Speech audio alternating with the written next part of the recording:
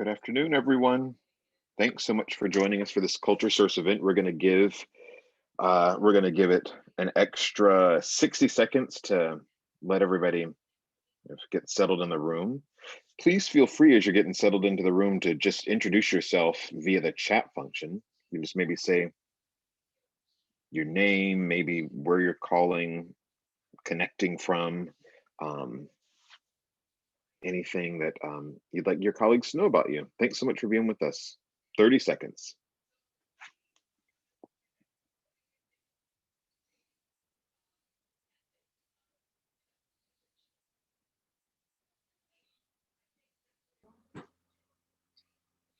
And thank you, Adam Desjardins on our CultureSource team for being our behind the scenes production person.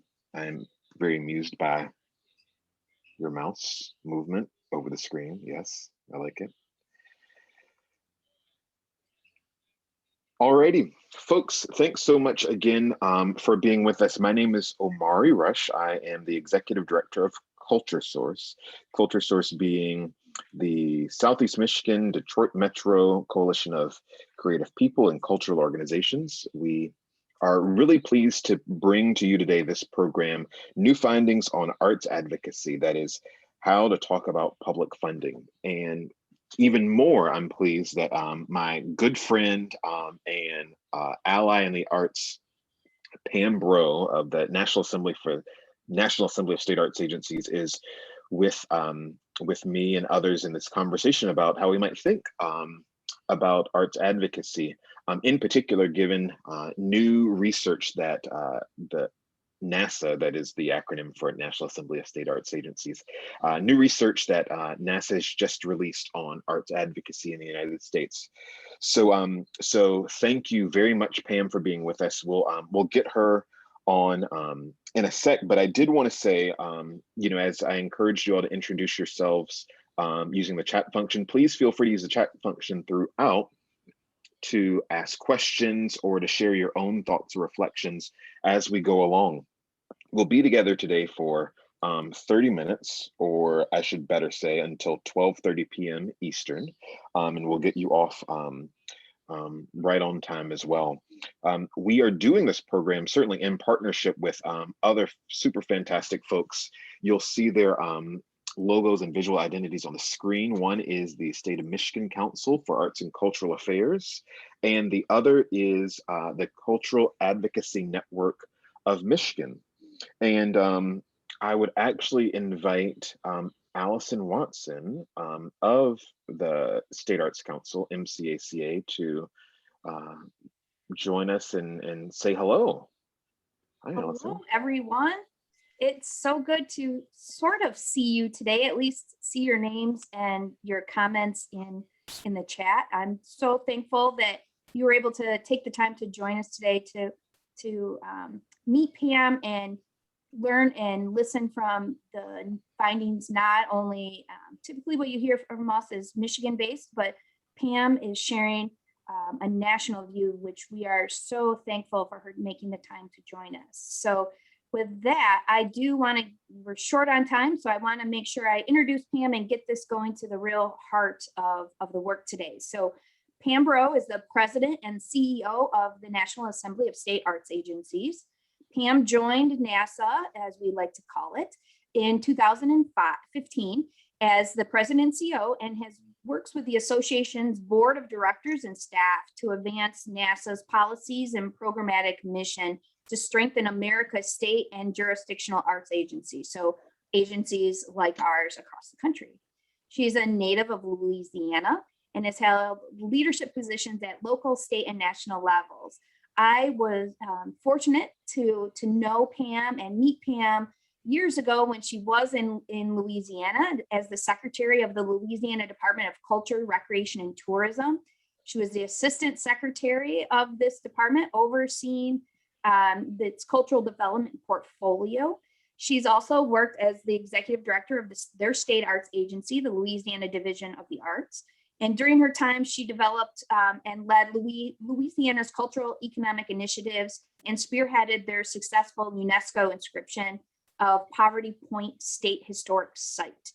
and to make that a World Heritage Site, which is pretty darn impressive. So, and also before that, just to give you a little bit more, she hasn't always been in government and in state advocacy work, but she's been the executive director of Arts and Humanities Council of Southwest Louisiana, and has served on boards of the U.S. Travel Association, South Arts, the Louisiana Board of International Commerce, and she is currently a member of the U.S. National Commission on UNESCO. She's one of my favorite things about Pam that I don't think she talks about much is that she has her master's in English and folklore from the University of Louisiana. So not only is she a great advocate and leader for arts and culture across our country, her heart is in folklore, which I know is so near and dear to many of us. So with that, here is none other than Pam Bro. Hi, everybody. Thanks, Allison and Omari. It's nice to be with you both and a nice bunch of Michiganders. Mm-hmm. Like it. We're so glad to have you with us, Pam. So Pam, just to, Allison did a little bit of this, but I wonder if you just might set the table a bit and get everybody caught up on what NASA is. Sure. That is not a space agency, of course. Right. Well, art space, but so NASA was created by state arts agencies over 50 years ago. And we were created for one very specific purpose, and that is to do the work that helps strengthen state arts agencies. And we do it in three ways. We are purveyors of knowledge. So knowledge is a big part of our portfolio, and it's at the foundation of everything that we do. So lots of research and lots of data to fuel state arts agencies' decision-making so that they're making smarter, more strategic, knowledge-based decisions that benefit, of course, the people of their states. So knowledge purveyor. Representation is also a big part of what we do for state arts agencies. We represent them in DC, right? With the new administration at the White House, for example, with Congress, and with federal agencies and other national partners. So we are a key representative of state arts agencies to and on behalf of within our relationship with the National Endowment for the Arts, for example. So we work deeply with the NEA, or the endowment, on behalf of state arts agencies and the arts in general.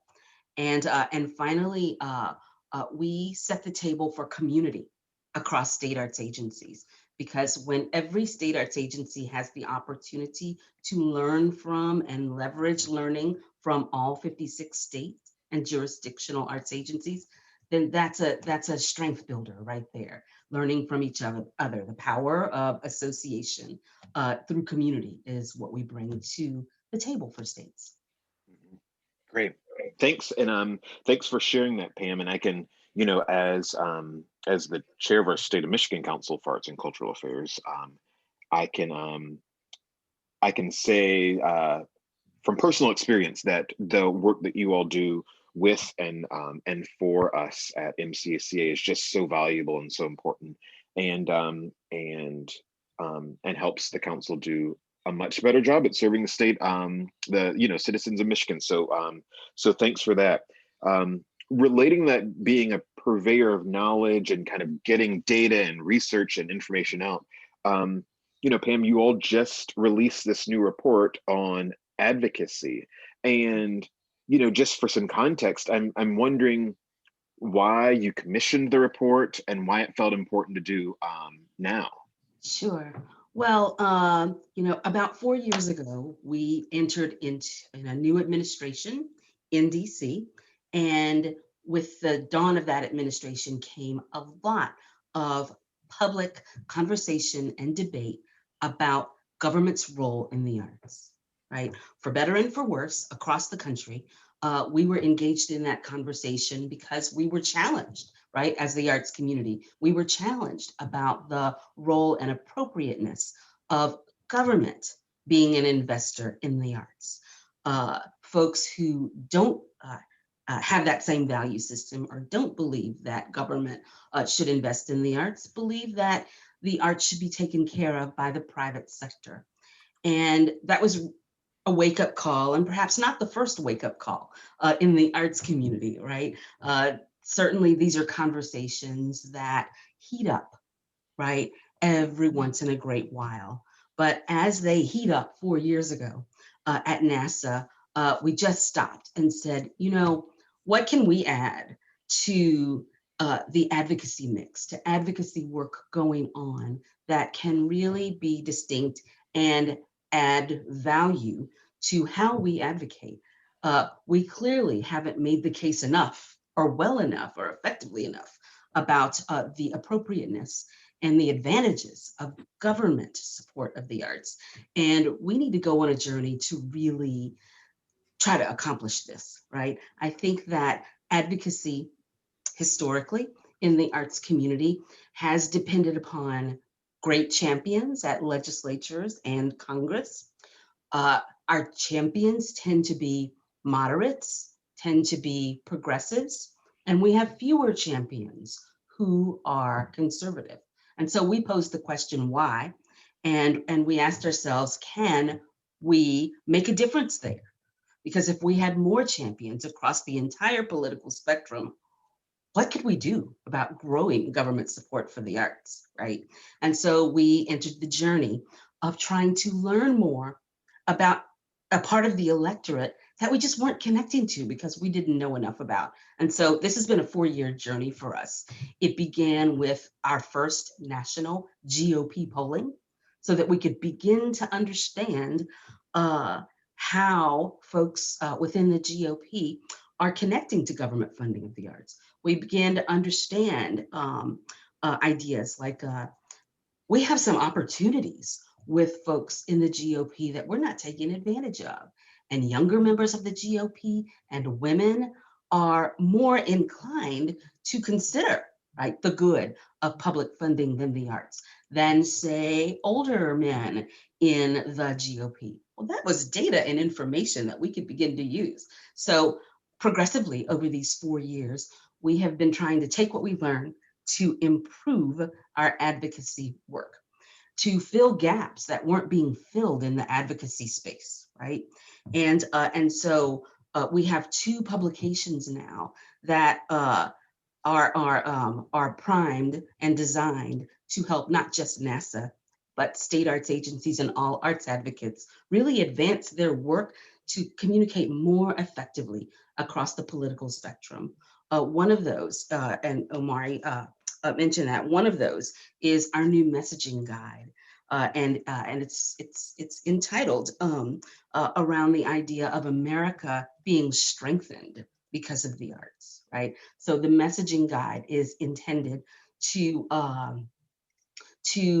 help arts advocates deploy different strategies for messaging about the arts, to really sort of get out of our own heads about how we value the arts and advocate that others and policymakers should value it, right, in the way that we do, but instead really think about other people's value systems. What are the value systems across the political spectrum? And connecting to those is what that guide about. So it's a handbook in addition to a piece of research that was tested extensively with politicians and political influencers across the entire spectrum of politics. So because we wanted to provide counsel, advice, a core message, and some frameworks that would help us not just on one side of the aisle, but all across the aisle. So that's one piece. And then another piece you can consider it a companion piece, is a new piece of research on arts and recovery, right? And here's why that's important in this sort of spectrum of arts advocacy. We're at a moment in a crisis where for the next several years, and rightfully so, policymakers, whether they're at city councils, whether they're in state legislatures or in Congress, right, at all levels, they are all understandably going to be concerned with how we bring the economy back from this extended crisis. And so this piece of work is research-based way of having that conversation in deeper ways. It applies research, statistics, and case studies to the idea that the arts are a leverage point for economic recovery, right? The arts actually improve economic recovery prospects. And here's how they do it. That's what the second piece is about.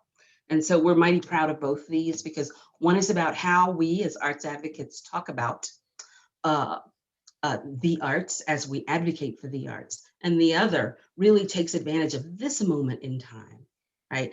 Around economic recovery from a crisis and how the arts are uniquely positioned to help the country's economy recover. And Pam, before I ask you to talk about a couple of key findings in the art strengthening the country piece, I mean, you have, Allison mentioned your Louisiana roots, and you have direct experience with the arts being part of a post-Katrina recovery. Right. Could you just say, 100%. Yeah, 100%. And I think that'll make this idea more tangible. So thanks for asking, because this was the inspiration. We learned a lot of things in Louisiana after Hurricane Katrina. And one of the things we learned was that the arts are a vehicle to bring back other parts of the economy. And so if you invest in the arts and invest in them early after a disaster, then the arts creates the benefit of bringing back other parts of the economy. And the easiest, most tangible example I can provide is tourism. When the state, as part of its recovery strategy, invested money in post-Katrina Louisiana, invested money in New Orleans arts events, right? That not only, of course, aided the recovery of the arts, it aided the recovery of New Orleans. It aided the recovery of tourism, right? There would have been no people in hotels had events like this not been stood up and stood up quickly after disaster. And so that fueled tourism in some really important ways, not just sort of what might be considered a one-off, right? Of a big multi-day event bringing lots of people to the city and then the impact is over. Oh, it was even deeper than that, because after a devastation as big as Katrina, so many folks who aren't aware of the geography of the state, right? So many folks from outside assumed that the entire state was flooded for a really long time, right? And so standing up events like that helped to create demonstration projects that were really important for tourism as well. And those kinds of demonstrations were also a part of the puzzle of bringing tourism back. And that was specifically, through an arts lens and specifically through art fueled activity. Yeah, no, and it's for such a for such a devastating moment in our country's history, that is Hurricane Katrina. It's really great that so many lessons learned have been taken from it, and that that study in particular starts to crystallize again the ways that the arts can be part of an important recovery process, and an effective recovery process.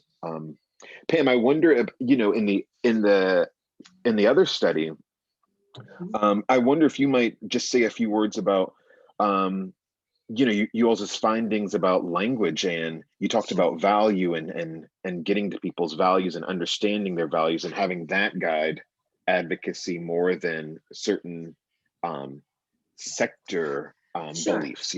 Sure. And there are a lot of smart people in our sector, and we've all done a good job, I think, of being arts advocates. And so our question was, how can we do an even better job?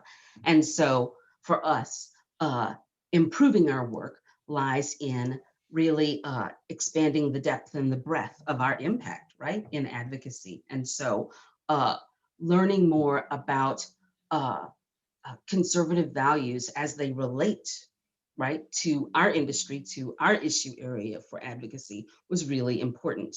And so the way we did that was as important, I think, as the message strategies that we wound up with, because what we did was surrounded ourselves with folks who weren't afraid to tell us, You see that argument you're using and that argument and that one, I don't buy it.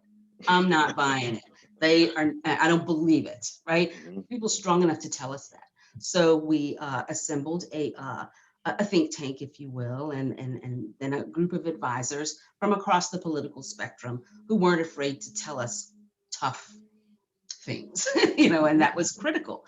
And then we interviewed a whole host of people across the political spectrum, elected officials at various levels, not just Congress, and people who influence them, whether they're staff or other influencers.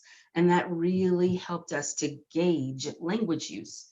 So, for example, our core message starts off with a phrase, arts and creativity make us stronger. Well, we're very intentional about using arts and creativity versus arts and culture. And arts and culture is pretty standard in our industry, right? Yeah. And we get it and we love it. It's defining for us. And what we discovered in the message testing is that the use of the word culture was really not inclusive. It wasn't including everybody across the political spectrum. They did not feel included with that terminology. And considering today's polarization and considering the controversy around cancel culture, I would argue that there's even more of a reason to express our advocacy in terms of arts and creativity than arts and culture, right? With culture being such a divisive word at the moment, that gets us off message if we're really trying to support and advocate for the arts, right? Arts and creativity make us stronger. So stronger is critical there as well, because as arts advocates, we weren't really centering the arts as a strengthening force for our country, for individuals, for families, for communities. And this really works across the spectrum.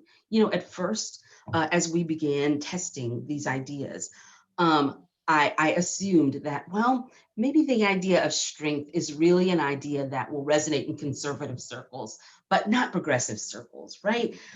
Because I was hearing a lot about strength and that frame of strength in conservative circles, but it tested well across the spectrum, centrists, progressives, as well as conservatives, right?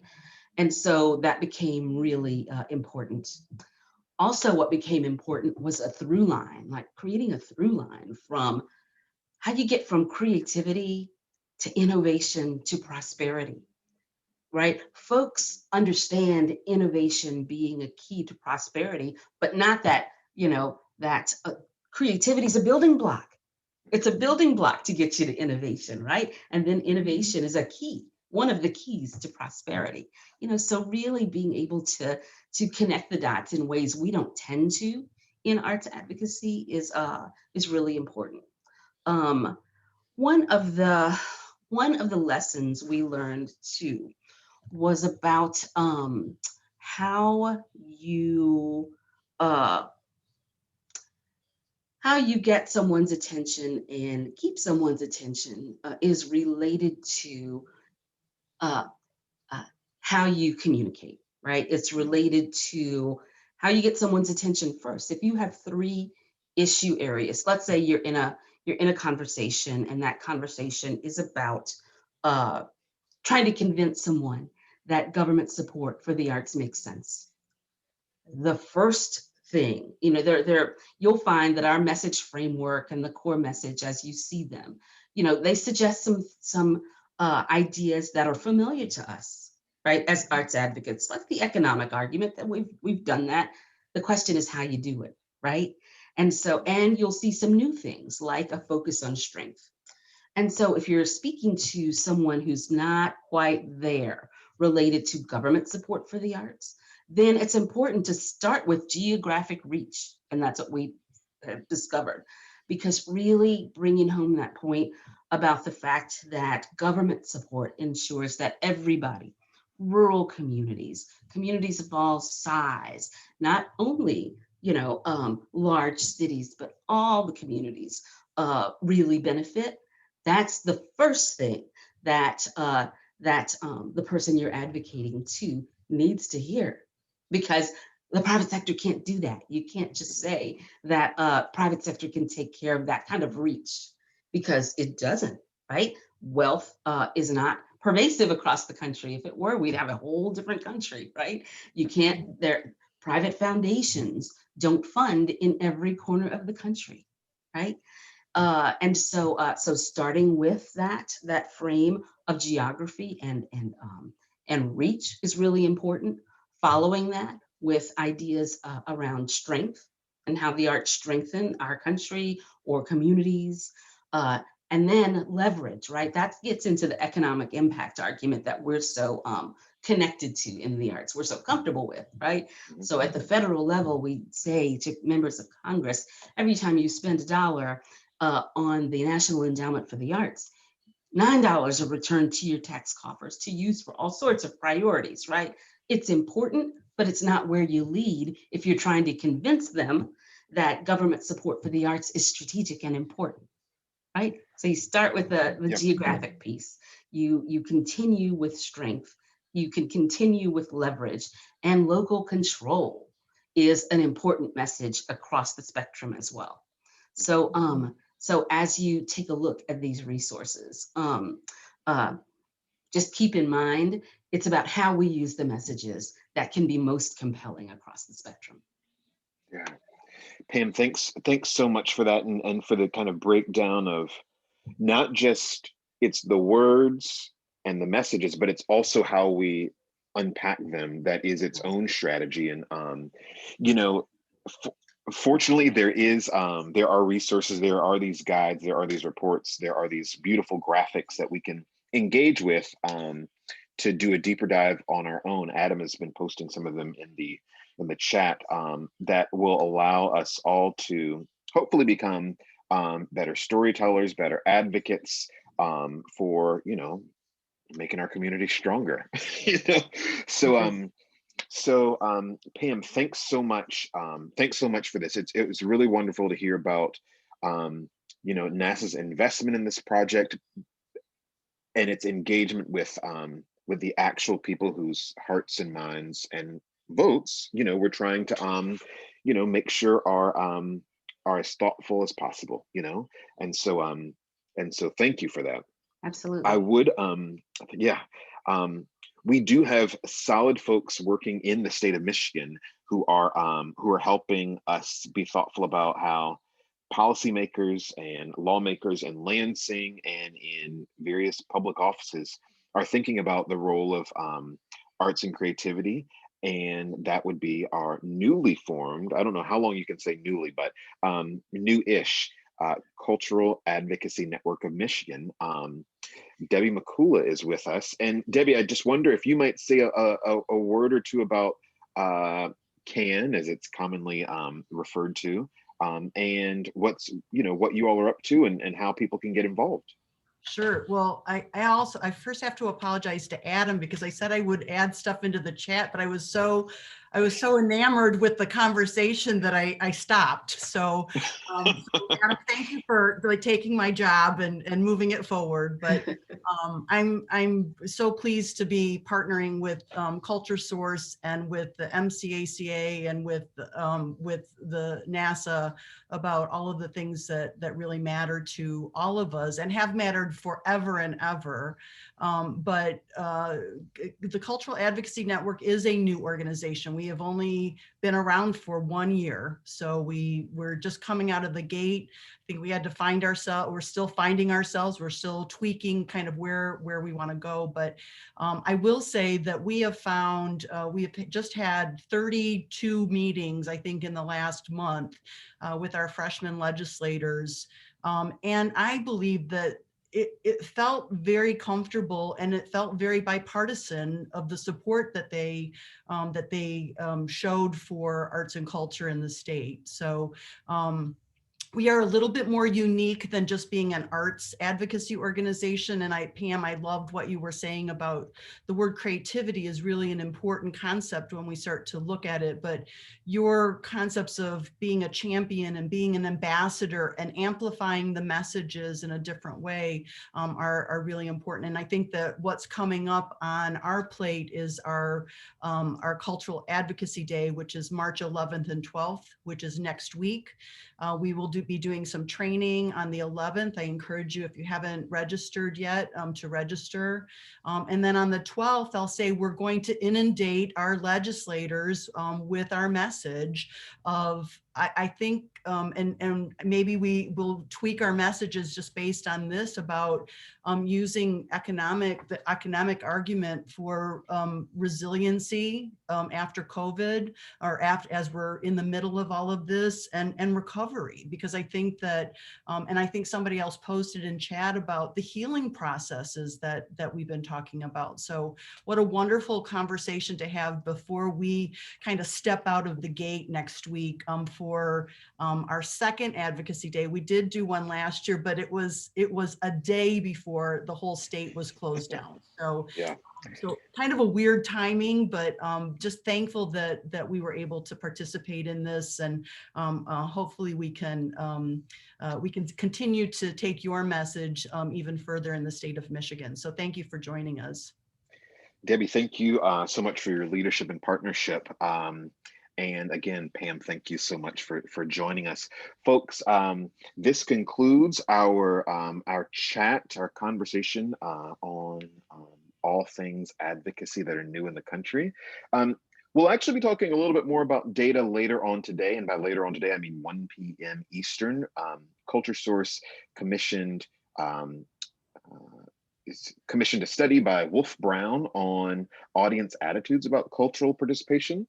Surveys have gone out in Southeast Michigan, the Detroit Metro, and we got 5,000 responses with audience members expressing their interests, fears, concerns, desires around participating in arts activities. Hard data, whether they want to get vaccinated or not, how they're engaging with digital programs. We encourage you, Adam has, I believe, dropped the link to that in the chat. We encourage you to log on for that and learn with us there too about how we might use data directly from audience members to be thoughtful about our own programming. Folks, have a great day. Enjoy the afternoon. If you are in Michigan, maybe you're a little sad because it's gray and it's been sunny, but I think it's coming back next week or tomorrow even.